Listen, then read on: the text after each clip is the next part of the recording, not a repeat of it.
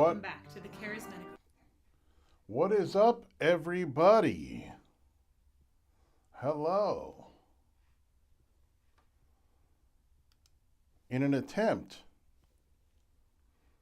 to... Now, see, I wanted that. Okay. What's up, everybody? You know, you will always see me in this... Hold on. Maybe not always. Probably always. You will probably always see me in this state when the Drumcast begins. Of like, oh yeah, because you know what? I like to just jump on here. I think it's more organic, and I talked about, no, that's not what I wanted. I talked about, I've used that word a lot in the last couple of shows. Here it is. In the last couple of shows, I've talked about, or I've used the word organic. So hold on a second. I'm trying to do something here, and I want to open. Welcome to the Mark Z Drumcast, right? I've got a lot going on today. So here I am, Mark Z Drumcast. Let's go. I want to open with a little bit of a tease. This is something that I've been wanting to do, something that I've recently discovered through working with my student bands, and I'm going to tell you all about the last show that they had a little bit later on in the Drumcast. But first, a little tease.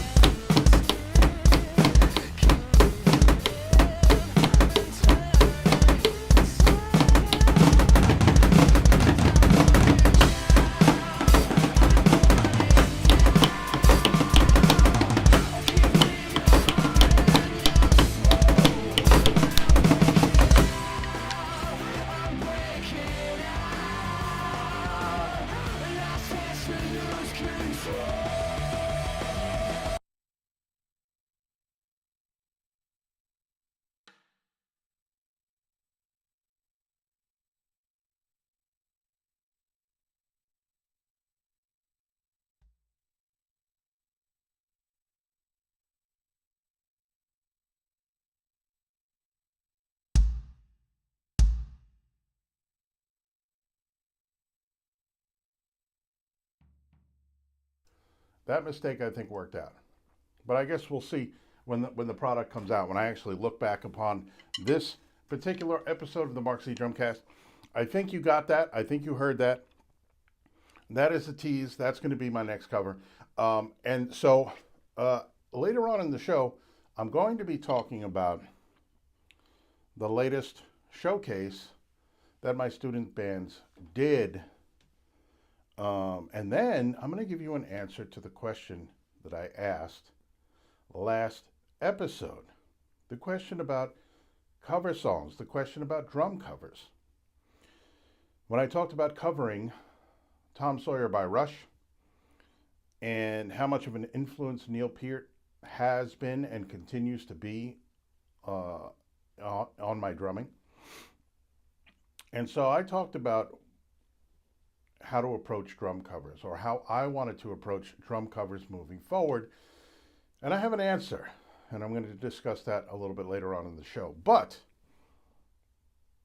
that was Hysteria by Muse. Now, I'll tell you a little story about that song, how it came into my brain.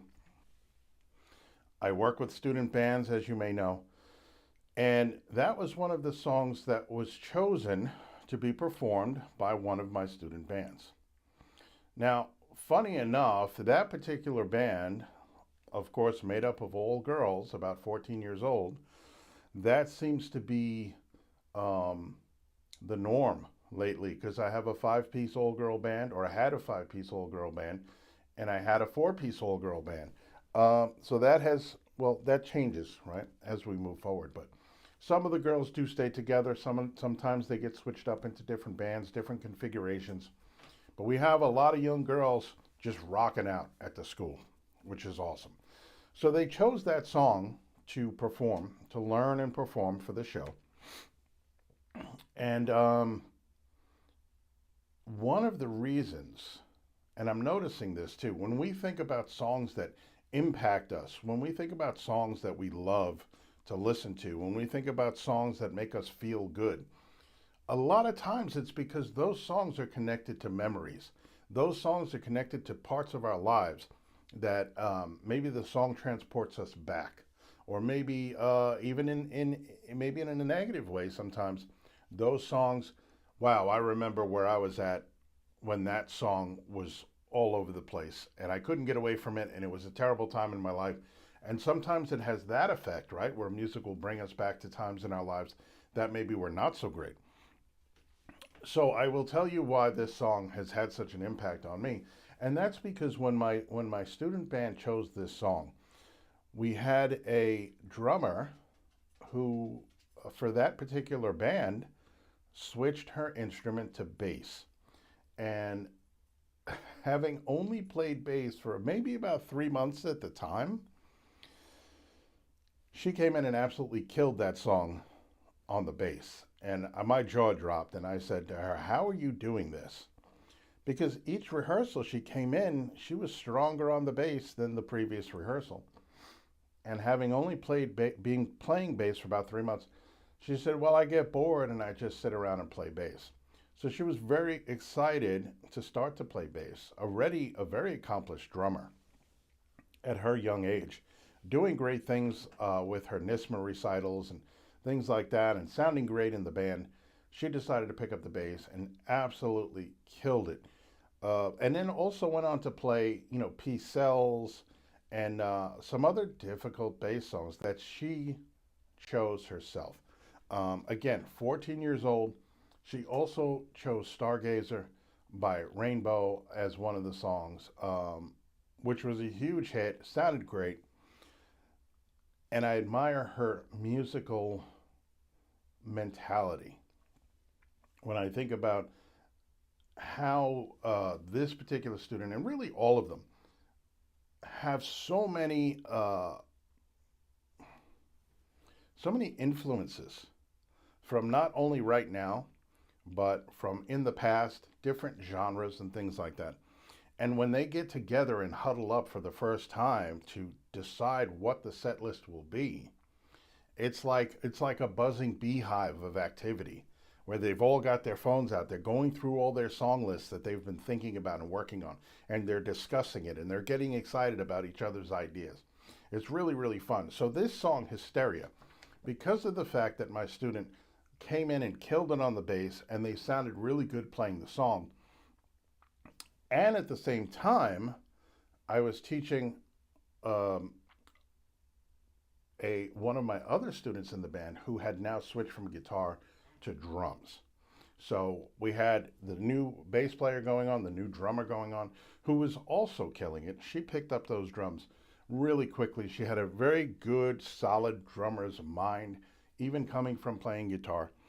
And the finished product at the end of the semester show was awesome. It was really fun. So because of those experiences with my student bands, this song has become one of my favorite songs.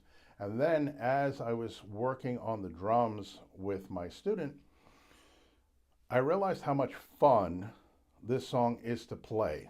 And I think that's also part of the appeal for me, is that the song is a very fun song to listen to. It's got a kind of an edge to it, but it is sort of a poppy song, but it's a very upbeat song, and it's got a cool bounce to it. So I gave you a little preview in the beginning of the Drumcast, and I think you heard it because I wasn't sure if I had all the audio right, but I think I did. Luckily, it was actually a happy accident that I muted what I did and whatnot. But again, you always get it 100% here. You always get the honesty. You get exactly what's going on here at Mark Z Drumcast. Here at the Mark Z Drums Studios, you hear and see everything that goes on. The mistakes, warts and all of that stuff. You see exactly what I'm going through. And when you see me come on to the show, like this morning, a little bit flustered, a little bit like, what's going on? Yeah, sometimes that's where I'm at in the morning or at the time of the Drumcast. So let's get to, and I have some early students today. I have some later students today. Really good to be back from Florida, right back into teaching, right back into my students and helping them out. And new students coming now all the time. This is the time of year, right? The summer is kind of winding down. People are coming back from vacation. They're coming back from camp. They're coming back from doing all the things that they did over the summer. School is starting again. The schedules are changing, but then re-solidifying. And then, so people are coming back. The schedules are filling up again. New people are coming in looking for lessons, and it's always a great time to just be working with new young people and new people in general. I can't keep saying young people because I have so many students of so many different ages all over the spectrum. So many new people coming in. It's really exciting. So over the weekend on Sunday, I went to go see my student bands perform. And I say my student bands, they'll always be my student bands, even though for the summer program, I was not their band director. But I missed the kids and I wanted to see them perform. So I just went to the show anyway. I was greeted by a chorus of Mark Z Drums as I entered the venue, and they saw me. Hugs all around, happy times. And I just hung out and watched them perform and just did what I always do. Encourage them, tell them how great they did, laugh with them when they're trying to tell me how many times they messed up and all of that stuff. And always good to see them. So very, very soon I'm going to be working again with my student bands. Now, crazy enough, like I said before, last time for the spring semester, when I worked with my kids, there was a 5-piece old girl band, there was a 4-piece old girl band. I don't know where the guys are, man. You know, you guys got to represent. I mean, listen, I love what's going on with this whole thing, but it's really one-sided, right? In the direction of the girls rocking out and kicking butt all over the place. It's really one-sided. You guys got to step up, man. So besides the girls that I had been working with, there are 2 other all-girl bands, probably 4 and 5-piece again. So, I mean, that's a lot of girls kicking butt and rocking out. So when I go back in the fall, as soon as the summer is done, I am going to be working with a new group of girls, probably a couple of new bands, and as well as a couple of my students. Because sometimes my private students want to explore the band situation, and I set them up and we get them all connected with my student band sometimes. And sometimes it works out and it's great. So sometimes I have private students that come into the band situation. And I will tell you what, I really do think that in general, when my private students become part of a band, it elevates them, right? With complete certainty, it elevates them because they are now responsible for other people in the band. They are now responsible to carry their weight in the band, to do their part, to know their parts. And there's that extra added element they don't want to go through any kind of humiliation, right? Because now we're working towards a performance at the end of the semester and they want to be prepared. As opposed to a student that's studying for themselves, practicing at home, there aren't the same stakes as there are when you're preparing for a performance. So, really, getting your child into a band situation at a local music school or whatever the case may be, or even sometimes when they do their own band thing, when they meet friends in school or even maybe have family members and they get together and they start making music together, it changes the motivation. And it's always a great thing because I've noticed so many of my students joining the band situation and all of a sudden the maturity level goes up, right? The sense of responsibility goes up. And the fact that they are now responsible for their part as part of a bigger picture, right? As part of a band collective. Listen, we all have a part to play in this thing so that the whole band can be successful together. I just had a conversation with a student yesterday who was telling me how she doesn't really practice. The only time she really practices the songs are during band rehearsals. And I said, okay. I said, but imagine if you showed up to a show at the end of the semester and your singer did not know any of the words and like had a sheet of paper and was flubbing the words and not knowing the melodies, whatever the case may be. That wouldn't be so great, would it? And she said no. And I said, well, so just try to make sure that you are doing your best to nail your part and your contribution to the band, right? Because everybody's super important. Everybody's contribution is super important to the success of the band as a whole. So we had that conversation, and hopefully that sinks in. But that's what ends up happening when students join bands.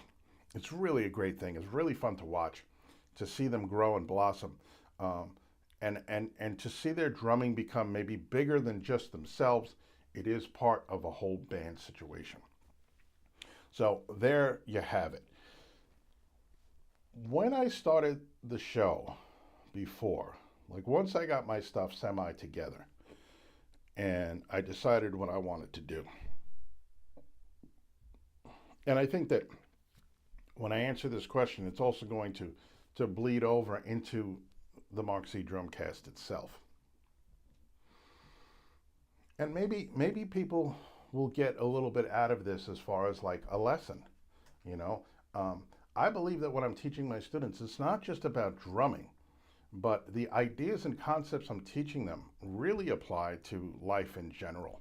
How to approach problems, how to achieve goals, how to set goals, how to work towards something, how to overcome adversity, how to deal with frustration, and feeling stuck in a place, and how to manage our time, how to organize our time, how to be productive in our practice time. All of those things can be applied to everyday life, to real life. So maybe I'm talking to myself a little bit here as well, maybe somebody can benefit from what I'm about to talk about, which is the question that I brought up on Monday's Drumcast. How do I approach drum covers? Now, I have a ton of drum covers up on Mark Z Drums on my YouTube channel.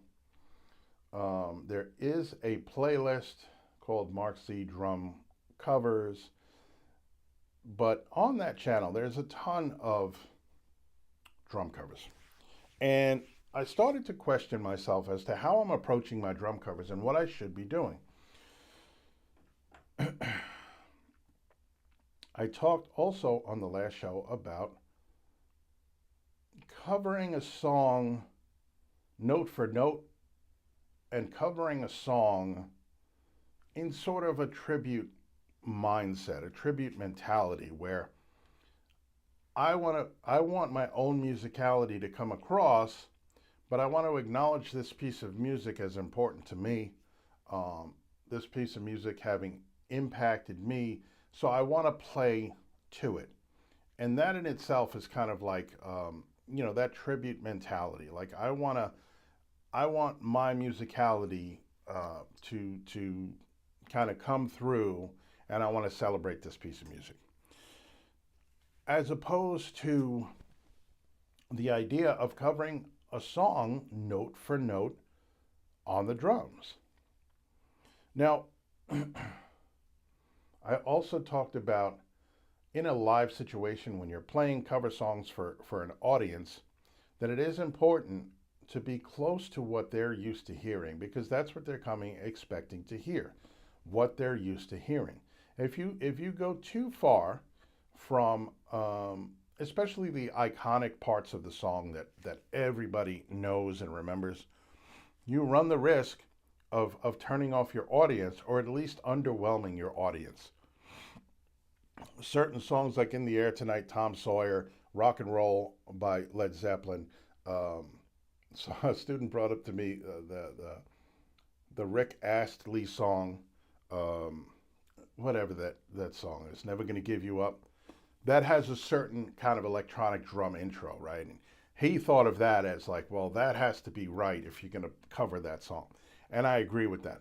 And if you have any other iconic drum parts in songs that you can think of besides the ones I've mentioned, put them in the comment section below. It always makes me laugh because there are so many that I can't think of, but there are so many out there that like are iconic drum parts and drum fills. Maybe I'll do a video on it at one point when I do some more research. But leave that in the comment section below. So when we're doing covers, what fills do we nail and what fills do we kind of like not need to nail as much? And that's a really good question. So what I've decided to do, because I ran through Hysteria by Muse yesterday a little bit, and I did a little recording of it, and I watched it back and I listened to it back, and I said, man, I'm just going by my memories of the song when we worked on it with my student bands. But I'm not really nailing it. You know, I'm not really nailing the nuances. I'm not nailing the important parts. So my decision is that I'm going to do my drum covers as close to the original as possible. But I may add to it things that I think may enhance the song. Extra on top of what I'm doing in the song. But I will try to nail all of the nuances, all of the parts of the song, the essence of the song, including the fills, some little details here and there. Whatever is going on in the song, I'm going to do my best to nail it. Certainly, there are some recordings that the process of overdubbing and editing really do make it difficult for one person to play that particular drum part, because you can hear there's other things going on that were overlaid on top of the original drum part. Here's another one, Hot for Teacher, the beginning of Hot for Teacher by Van Halen. That's an iconic drum opening to a song, right? So something like that, if you listen to it, you let me know what you think. If there are overlays in the beginning of that song, or if that's something that Alex Van Halen played all by himself in the studio. I'd be curious to see what people think about that. So there's an instance where maybe you can't do everything, but you can do your best. So my decision with my drum covers moving forward is that I'm really going to try to nail them as close as possible. And then maybe add a little enhancement on top, maybe my own flavor, my own musicality. But the bones, the structure of the song, the overall feel, the overall idea of it, I'm going to try to nail as close as possible. And you'll see, if you tune back in for the Hysteria drum cover upload, which I'll probably finish today. I was listening to it yesterday. I decided to put some time and effort into it. And this is the other part, right, of that question. How much time and effort do I put into something? Well, it depends on what your goals are, right? I'm here, I decided to do the Mark Z Drumcast because it's fun, because I feel like I have a lot to offer to people who want to listen, who want to hear what I have to say. And I just like sharing my experience and my knowledge and my thoughts on drumming and things like that. I love to play, I love to teach. This is just another creative outlet for me. Um, but let's say, for instance, you are a drum student, you've been playing for a while, you feel pretty good about your drumming, and you decide, hey, I want to join a band. Um, and I want to join a local band that does cover songs because I like this certain band, I like this whatever. Um, you're going to want to nail those covers pretty accurately. If you want to get that gig, right? So that might be a good motivation for you to um, to really work at nailing those to really work at nailing those drum parts because you want to get that gig. And chances are, if you are auditioning for a cover band, that cover band is going to want to impress their audience with their accuracy of the songs that they choose to play. So keep that in mind as well. That was another aspect that I didn't really talk about on the last show. I just basically talked about playing in a cover band and how your audience might react. One way, if you nail all the songs and your audience walks away going, wow, they were really great. I had that experience that I'll tell you about in a second. Or if you don't nail the songs and you kind of approach it in a way that it's not that really important that I do all the fills correctly, and then your audience might walk away going, yeah, they were pretty good. They were okay. I remember showing up to meet a friend out for drinks down by the water, and they had a cover band playing. And I remember getting out of my car in the parking lot and hearing a song that I was familiar with that sounded exactly like the record. But at the same time, I thought to myself, that sounds like a live band.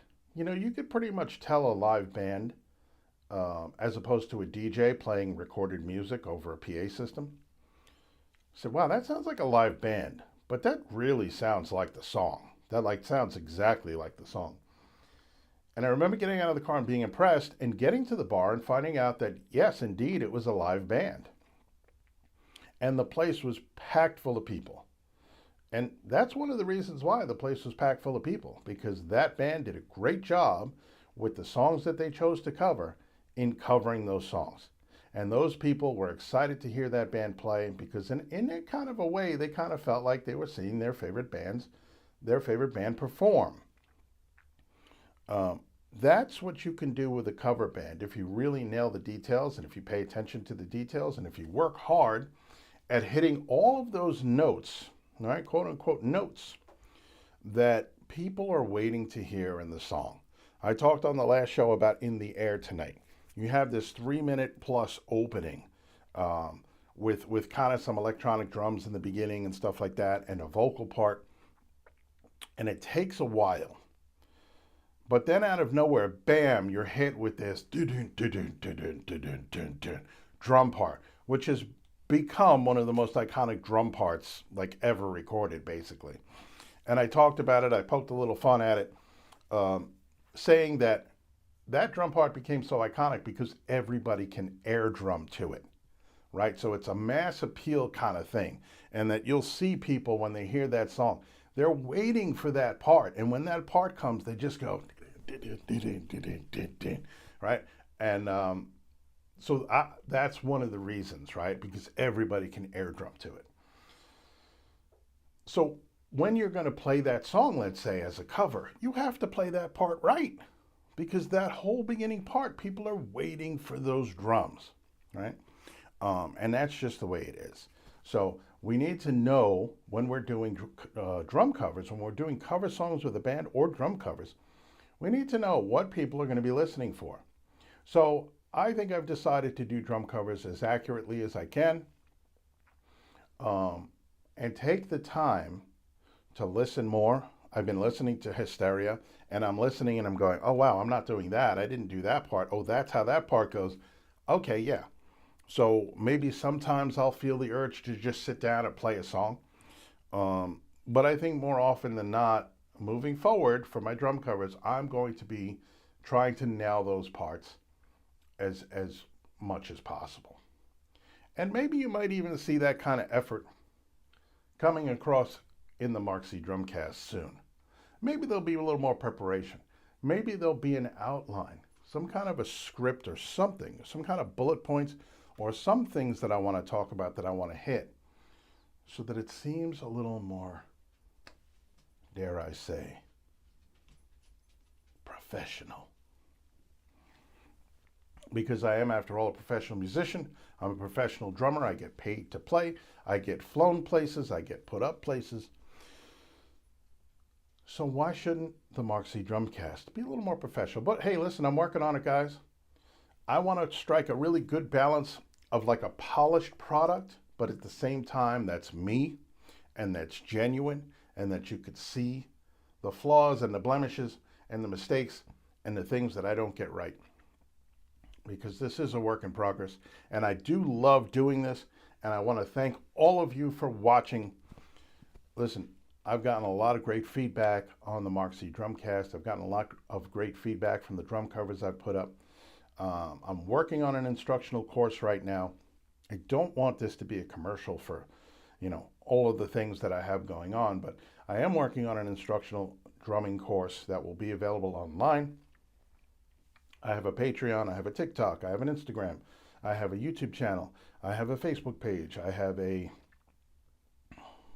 website, MarkZDrums.com, which is pretty much done. Patreon has not launched yet, but it is getting ready to go. And all of this stuff is just kind of building to some really cool things that I have planned and in store for everybody that tunes in. So I want to thank you again for checking out my Drumcast. If you like the video, please hit the like button, subscribe, do all of that stuff, whatever you want to do. But my message to you is like, subscribe, share, follow everything I do across all platforms, Mark Z Drums, even my website. Go ahead on my website, send in your information. I'll put you on the mailing list, and when I put out my my drum letter or my newsletter, I don't know what I'm going to call it. I don't think I'm going to call it the drum letter, but my newsletter, you'll be able to get that as well. I'll put you on my mailing list, and you'll be kept up to date, especially to know when I'm dropping new content and when this drumming course will be available, right? So again, thanks again for watching, and I'll catch you guys next time.